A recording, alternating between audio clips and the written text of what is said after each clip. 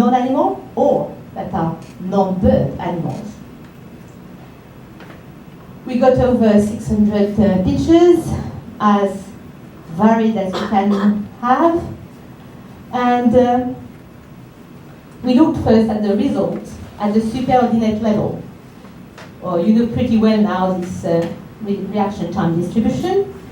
We can see here that if anything, bird's picture recognized as animal are a bit easier than the other non-bird pictures. But the real question is what's going to happen when the same images have to be categorized at the basic level? And the answer is it takes much longer. It takes over 50 milliseconds longer to actually categorize them at the basic level. And if you look at the false alarm here, 90% of them are performed towards animals. It looks like you had to go first through animal to go to bird representation. Same thing in monkeys. I'm not showing it to you, but there is a 20 millisecond shift in monkeys that were trained to alternate between superordinate and basic categorization. And birds are not special. If you do the same thing with dog, well, you get the same 40 millisecond shift towards longer latencies. So basically, you know it's an animal before you know it's a dog, or before you know it's a bird. But Roche's data on the basic level advantage are well established, and they have been replicated a certain amount of time. So how can we explain the result discrepancy like that here? Is it an artifact of brief stimulus presentation? That has been suggested in the literature, that our results were just an artifact, because as we flash the pictures, we sort of favor the superordinate categorization. So back to our fast categorization task, using 25 millisecond briefly flashed pictures, or 250 millisecond presentation, or 500 millisecond presentation. What you can see here is an increasing reaction time from superordinate to basic and basic to subordinate, and a decreasing accuracy. What happened for long time presentation? Exactly the same thing. So this is not an artifact of brief presentation. Does it stand for something else than animal? For example, vehicles? The answer is less obvious, but you still have an increased reaction time from vehicle to car, and from car to subordinate category.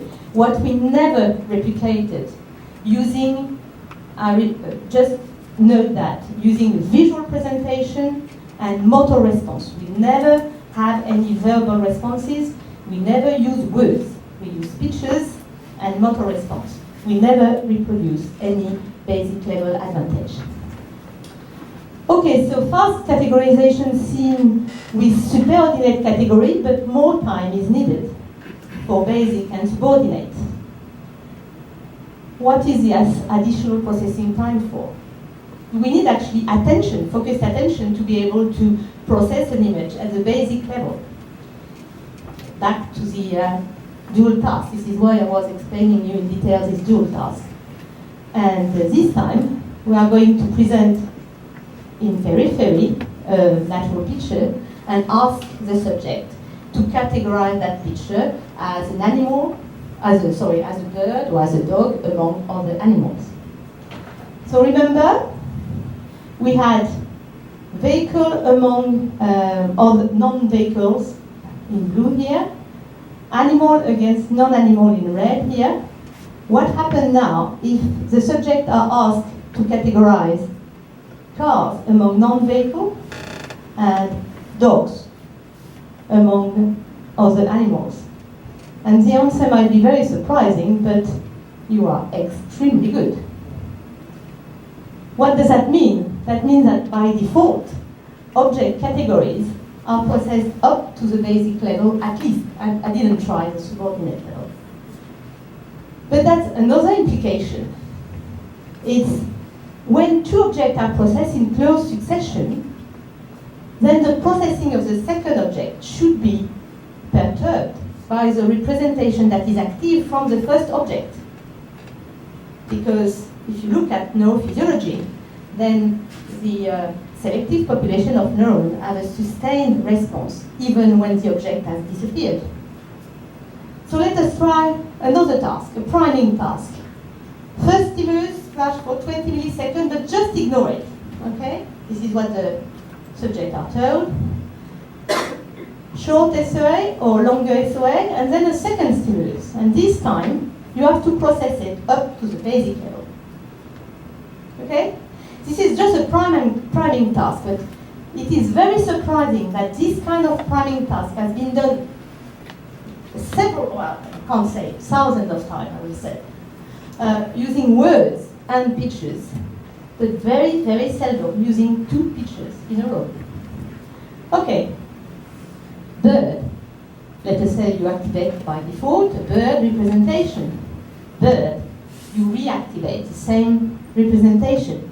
So it's a sort of congruent situation where actually it's easy to answer bird. Let us say the first stimulus is a plane. Then you have a conflict to solve between a plane and a bird. What happens if it's a dog? Well, a dog is not a bird. It's an animal, but it's not a bird. So you have also a conflict to solve here.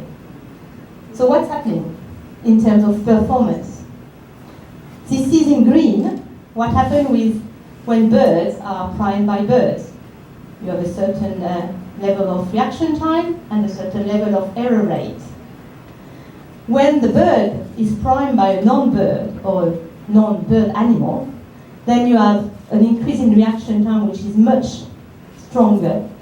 And we also have an increase in error rate, at least in our experiment, quite big actually. But the interesting question is not whether congruent versus incongruent situation should produce that effect. My question is, what is the most, the representation that is going to interfere most with the bird representation? What's your guess? Is it going to be the plane or the dog? Aha. Get your own guess. You will see who is right. Okay, let us have the baseline. The baseline is bird primed by bird. And this is what you get when the bird is primed by a plane. You get a certain amount of reaction time increase and a very small error rate, actually. And you can see that at both SOA, short SOA and long SOA, you have the same problems, the same interference. What happens now if the bird is primed with a dog? Not very much at short SOA, except that you have a larger error rate. But at long SOA, then that's really a very big effect in the sense that you have a strong increase in reaction time, almost 50 milliseconds, and a large increase in error rate. So the conclusion is that the interference is stronger when objects are more similar. And in that experiment, it means that when they belong to the same superordinate category. How can we explain that? Well, you know from a lot of MRI studies that in the ventral stream, you have regions that are activated by inanimate objects and regions that are activated by animate objects. If your bird picture is primed with a plane, you can easily make the distinction at that level, animate versus inanimate. But by default, as I showed you, the image is processed at least up to the basic level. So you know, although you don't want to know it, you know it's a plane, and you know that it's a bird. Now, if you are processing a dog and then a bird, you have to get to this level to be actually able to solve the interference. And both birds and dogs have animal features, and they all have animate features. Okay, so that's my third conclusion. Basic categorization is an automatic process even when subjects are instructed to ignore the stimulus. And even, I haven't showed that to you, but believe me, even for object characteristics that are not task relevant. When objects are presented in close succession, their perceptual representations interfere. And interference is stronger when objects are more similar, here when they belong to the same superordinate category. So, how can we explain the discrepancy between our results and Roche's results? I think one of the main reasons for me is the fact that we are using block stimulus presentation. And she is using a different category at every trial. So the interference between the object representation is much stronger in her task than in ours. And the second thing that we can't ignore is the fact that in language, we have the basic words like dog and cars used much more than animals and vehicles. So that could explain also the discrepancy. Still question marks. We'll see.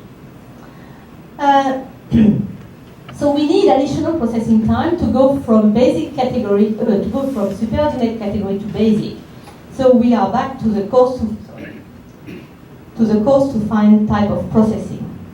One problem that we have to solve is maybe the cost step, the superordinate cost steps that we see as very, very fast categorization task might be an artifact of global image statistics.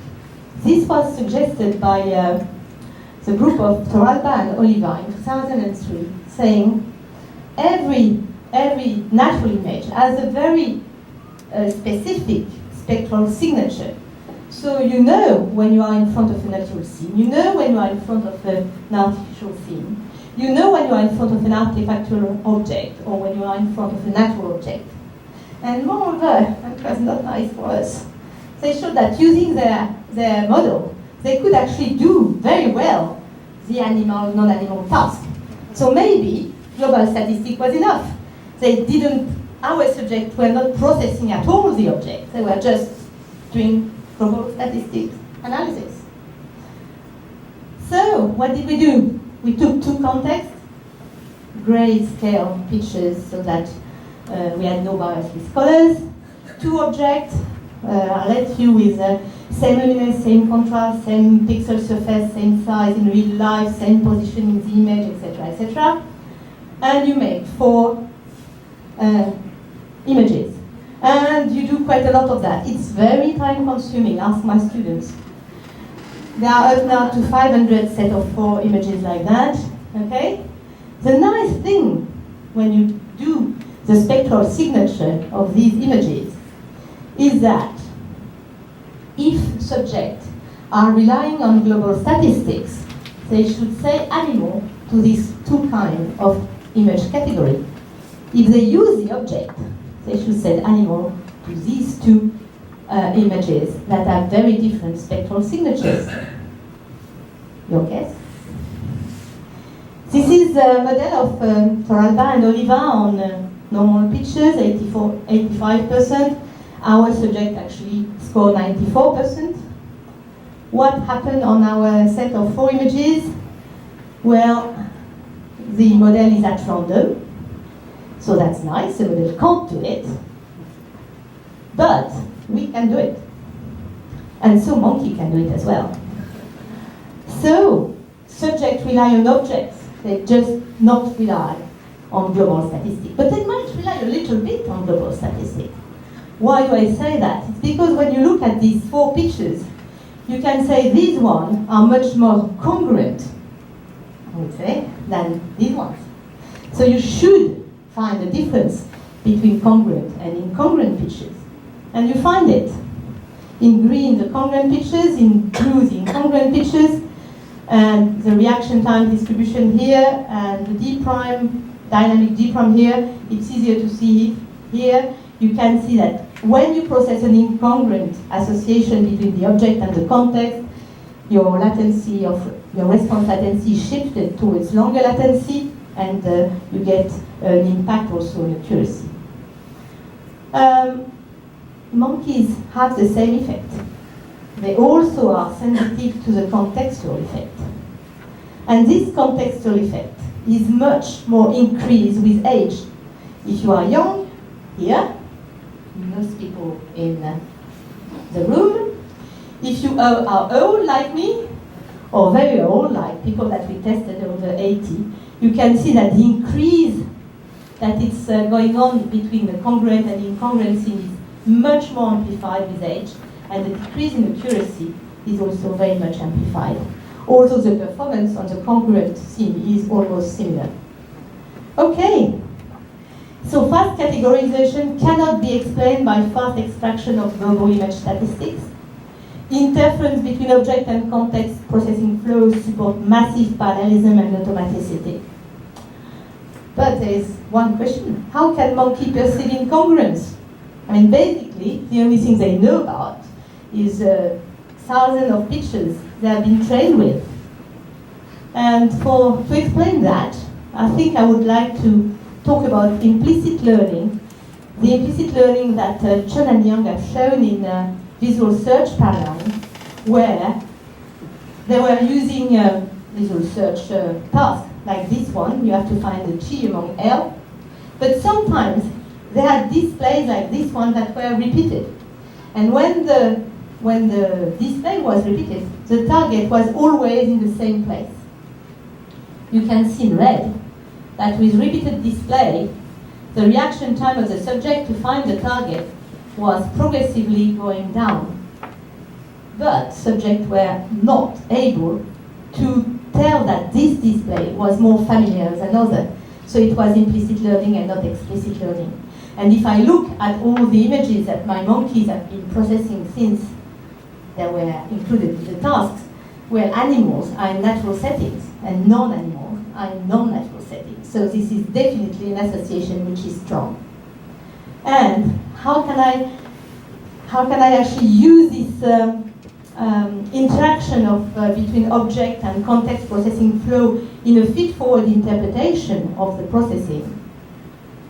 This is what I would say. I would say in the ventral stream, we have population of selective neurons for objects. We all know that. But the fact that we see a lot more cows into fields than the cows in offices will certainly co-activate this population of selective neurons much more than these ones. And interference would be exactly the contrary, when these selective populations are not going to be co-activated in daily life. And basically, the experience that we have with such object in such contextual setting will modulate the strength of connection between the selective population of neurons. So if you see a car, you are much more likely to activate a field than an office. Okay, so I would like to thank all my collaborators. Simon will go on with modeling, I hope. Guillaume Rousselet, who has done a lot about parallelism. Marc Massé and Olivier Joubert and Seb, who has done a lot about, Marc Massé has done a lot with subordinate and basic category. Olivier and Seb with contextual association with objects, Maxime and Denis with the monkey works, and Leila and Marlene with the duration of presentation and the clash of category. Thank you very much.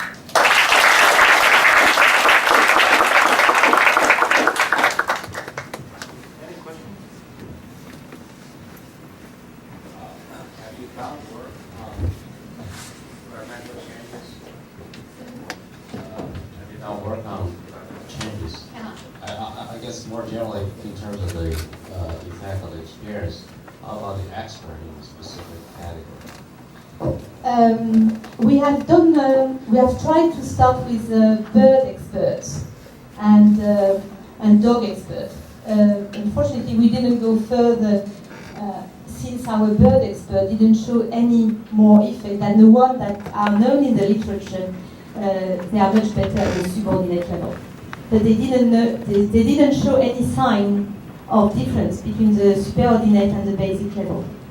They show the well-known effect of the subordinate between much better than other people, which is normal knowing their expertise. As far as developmental work is concerned, we have done that. We have done the superordinate level in youngsters, not very small because we didn't get the ethical evaluation. And So they are quite good as well, not much difference. The EEG is much more ample, but that's known. And the developmental study we have done is for the contextual effect, and the youngster were students, and so it means 18 to 22 years of age. There again, we are seeking for ethical authorization to do the same task in schools. It has been refused because it's not pedagogic enough. So, starting again to get this ethical approval.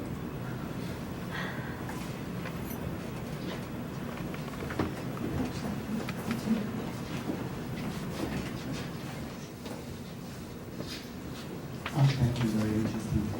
I was wondering, do you have any thoughts on the relationship between categorization and consciousness? I mean, do we have to be aware of consciously?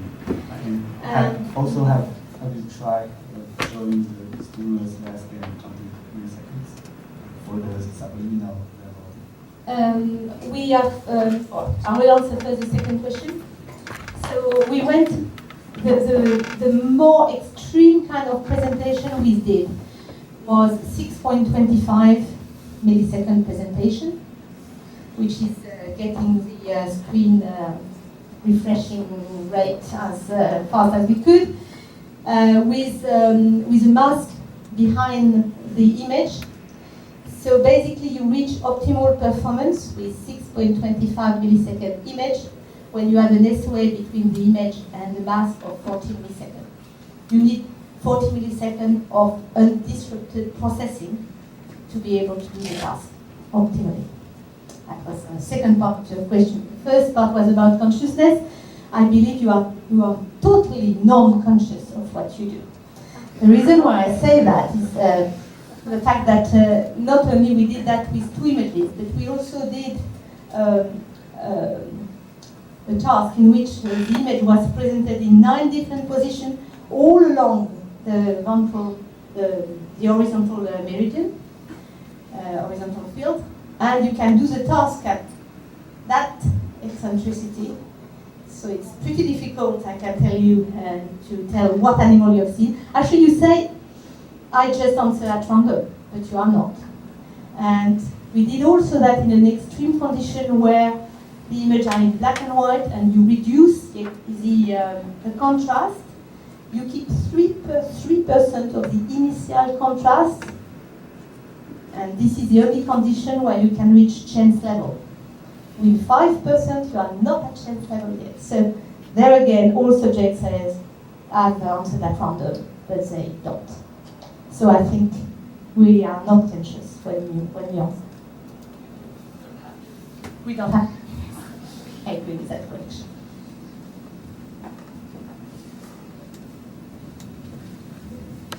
Thank you. Very interesting work. I'm just curious about if, say, face, human face. We perceive faces, individuals that we know, we don't know. So compare with a situation where you have to identify a person as a person, say an Asian face or Caucasian face versus someone you know. It's hard for me to think, as a superordinate advantage in this kind of class.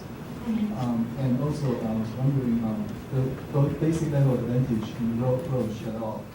Is it a task difference?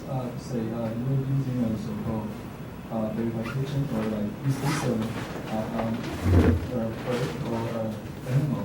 This is like, what is this? Second part of the question first, because I think it's easier. In fact, no, Roche is doing a lot of verification tasks. So she shows a word like dog, and you have to say whether the image is a dog or was a dog. So she uses the words, okay, most of the time. The first part of the question was about Caucasian. Okay, so faces using this task, the manual task, the go-no-go manual task. We couldn't find any evidence for faster processing for faces. Now, using a saccadic task where your eyes are going to saccade towards 1 out of 2 pitches, you get faces much faster. So, yes, you process faces much faster, But you can't see it when you ask people to do a manual task. You can see it when you ask them to do a saccading task. That's cool because saccades have no behavioral cost. If you are wrong in doing your saccade, you can do another one. If you are wrong doing a hand movement, that can be sometimes a bit dangerous. About concussion phase, we haven't done things with people that we know personally, except Nicolas Sarkozy, but this is a too long story, so I'm not going to tell about that. However, in the paper we published with Guillaume Rousselet on faces, we had in our set of faces Caucasian faces and other race, and we also, it's not in our paper, we did all the analysis when we separated Caucasian faces from the others, and we couldn't find any difference in that task. For face detection, yes, for face detection, not for analysis of a given person. It's a very different thing to recognize a face as belonging to a person and just to recognize a face as a face. Actually, in our task, when you process faces, inverted faces, you get exactly the same reaction time distribution. You can't see the inverted effect at that level. You can see it on the EEG. Any other questions? Sorry. Hello, I have one question. Although you would like to see this as a possible process of perception of objects, is it possible really that subjects were making decisions based on recognition of features?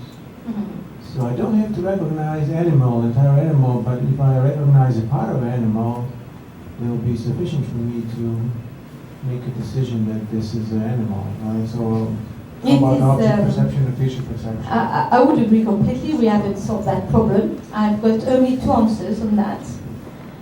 Yes, it might be that some set of features would be enough. The only thing we have done to avoid the fact that it would be too easy is that in our distractors, humans were not considered as animals. And we have legs, and we have eyes, and we have faces. And people were not slowed down when we throw human being in our distractors. Monkeys actually said that we were animals. So they were not disturbed at all. They just said animals. But human beings said non-animals. And we have a few features in common. But that doesn't exclude your explanation. I would completely agree that we don't need to go up to the level of the recognition of the object itself, and we can base our answer on features at V4 level.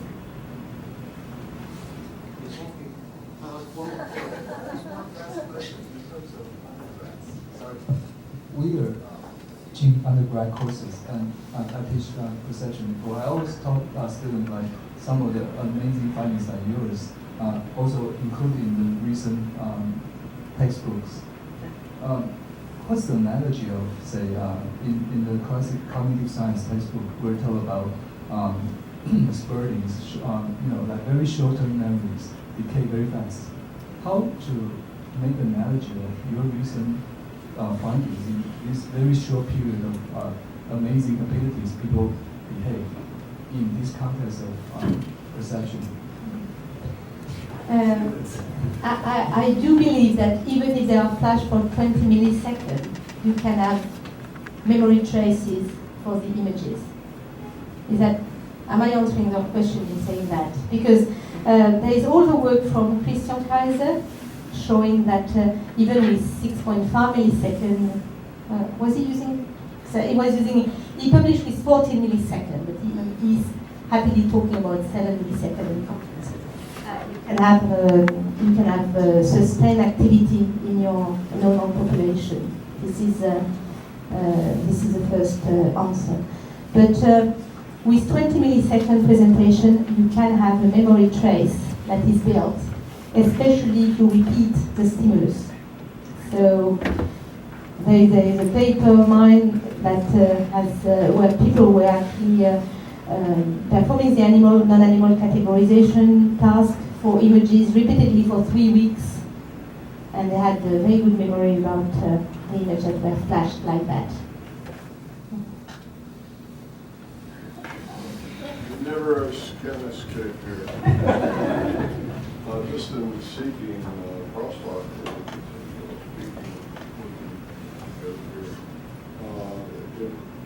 first of all, I wasn't sure whether you ever had the conditions where you had two targets at the same time. It would have been a very nice thing, yes, I agree. No, we didn't have that condition. The other thing is that I'm sure if I can tell from your RT distributions that on the case where you had only up to 2, that it would be our measure CFT would be perfectly fine in this case, which is evidence for what we call element capacity with a parallel model.